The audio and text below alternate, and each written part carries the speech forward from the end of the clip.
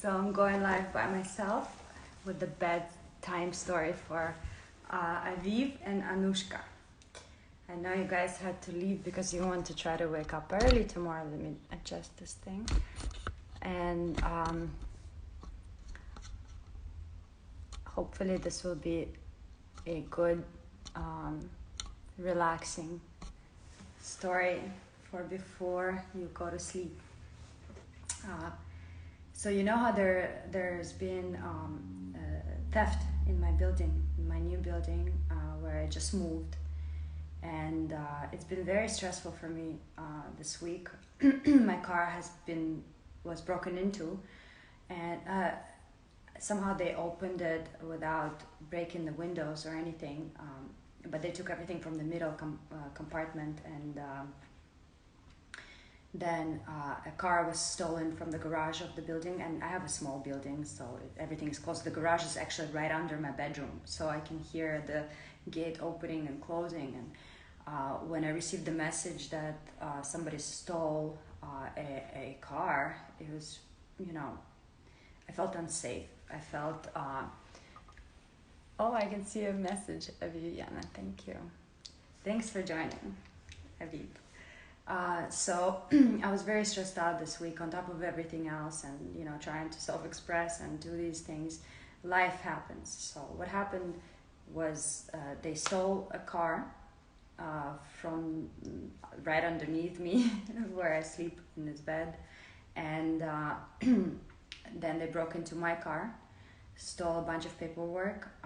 The next day the building management, they changed the locks, and it didn't work. The next night, whoever that was broke into another car, my neighbor's car, broke the windows and took out all of her and her children's information, the social security numbers, everything. So she's pretty stressed and feeling unsafe, especially with having our children being here, and it doesn't feel good to have somebody invade your privacy that way.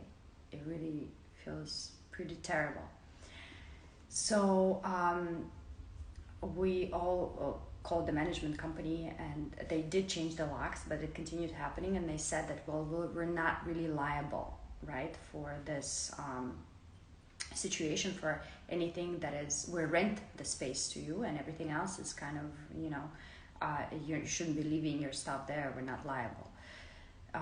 I also contacted a friend of mine who used to work in forensics, let's backtrack. So I decided to take kind of control of the situation and try to figure out what I can do, and how to be an active participant in this instead of just letting it go, right? Because it keeps happening. Our building keeps being targeted every night.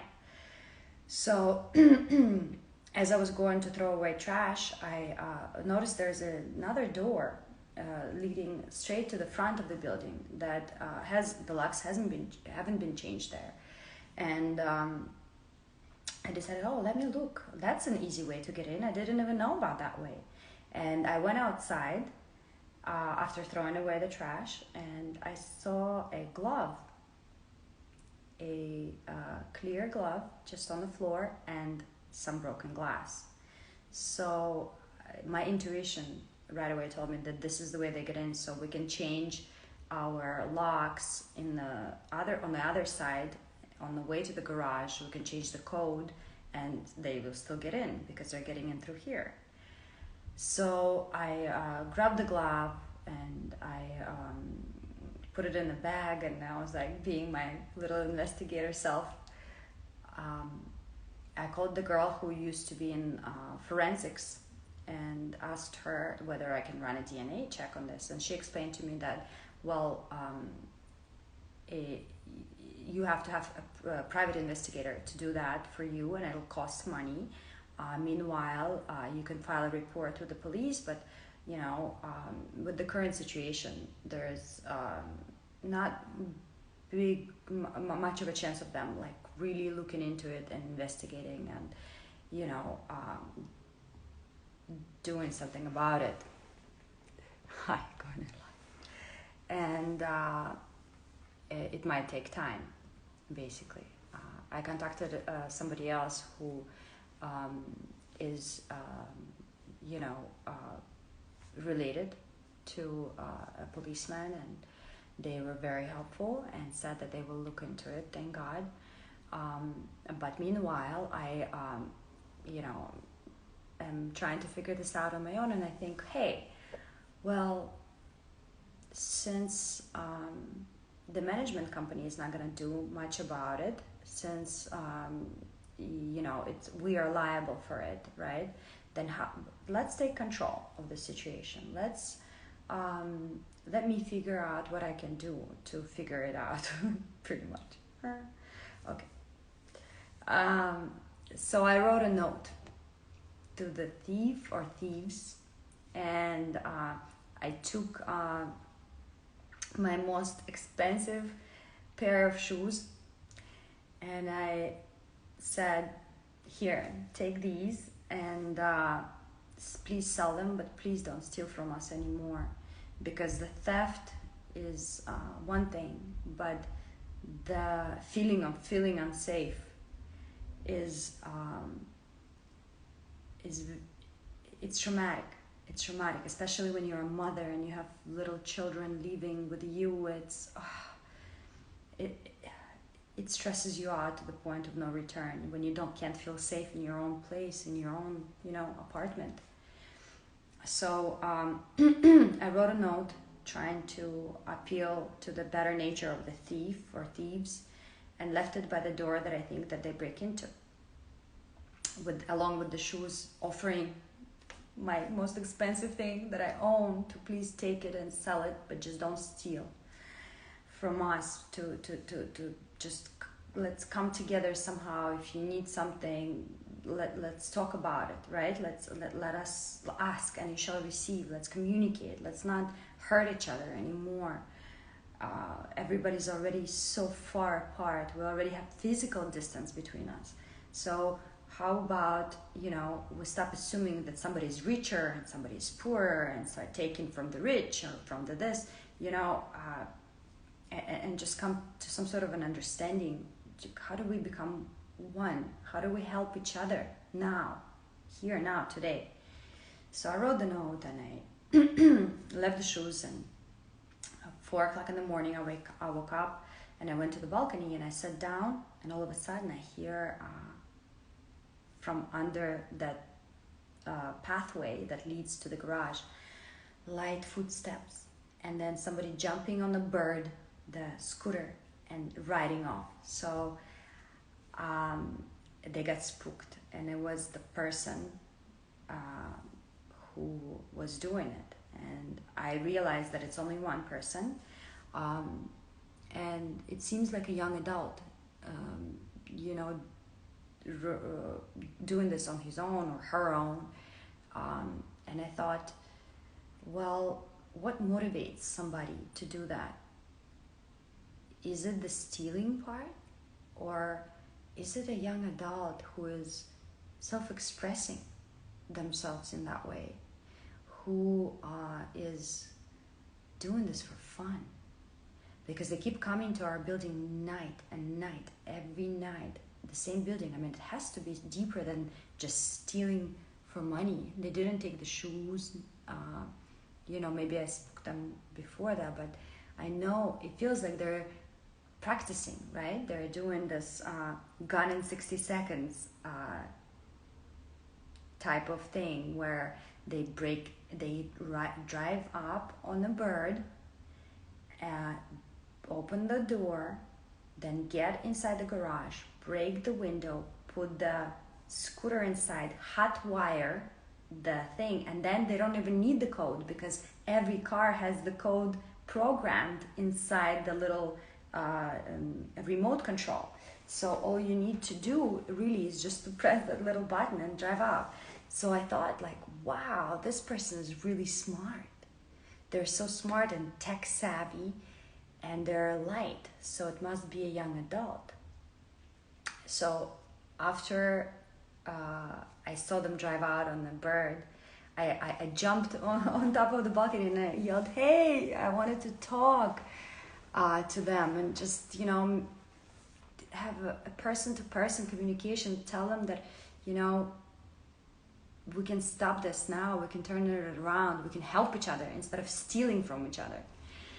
Well, they were gone, and I returned to my bed and tried to fall asleep, and all of a sudden I hear commotion in the garage, and from right underneath my bedroom. So I run outside and I see a car driving out. I don't know if it was my neighbors thinking like, who is this crazy lady standing here watching us at 5 a.m.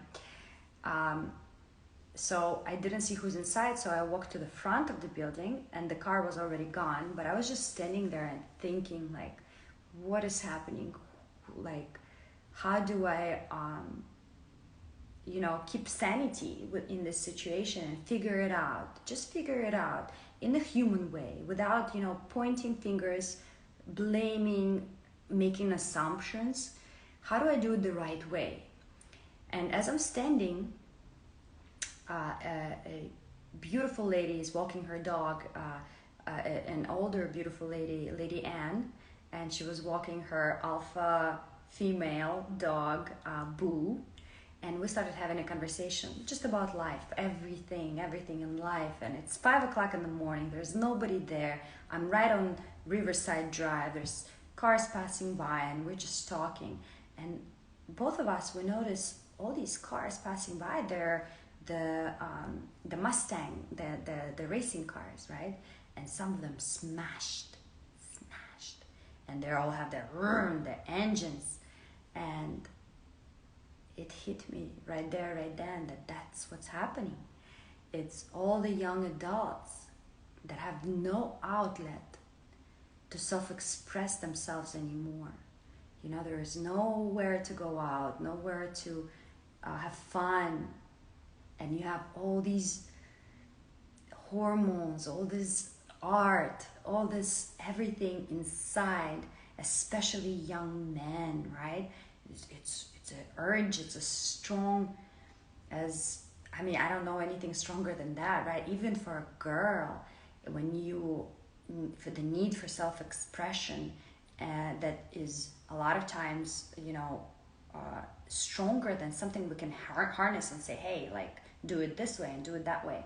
So these young adults now, they race, they sit in the racing cars, they hear the engine and it's a rush, and they race and they get hurt, but they don't care,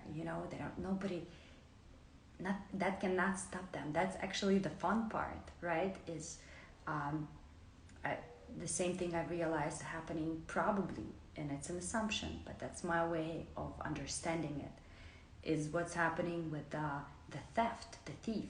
And then actually I spoke to the neighbor, and they did look at the tape, and it is one person. Somebody said that it's just one.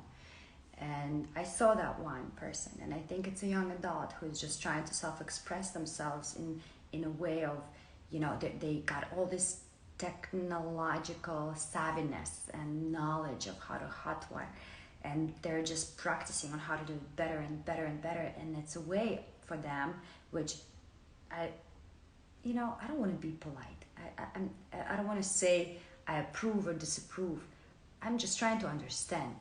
I don't want to approve or disapprove of anyone's way of self-expression, especially of young adults that are, some are lucky to have a friend or a parent to relate to, some don't. So they just do what they know how, from the movies, right?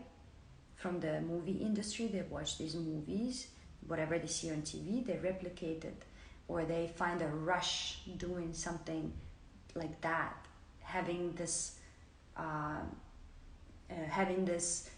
city as a playground, right? They race, they go, they get into cars, they do these things to release the tension that's been sitting inside. So I understand that what they do is hurting me, but I also, and others, And I don't approve of that. But I also understand that we all do that in a way. You know, I have dark sides. I have that sides of, you know, sometimes I don't know how to self-express. Like right now, me speaking by myself without my Anoushka and Aviv here is scary. And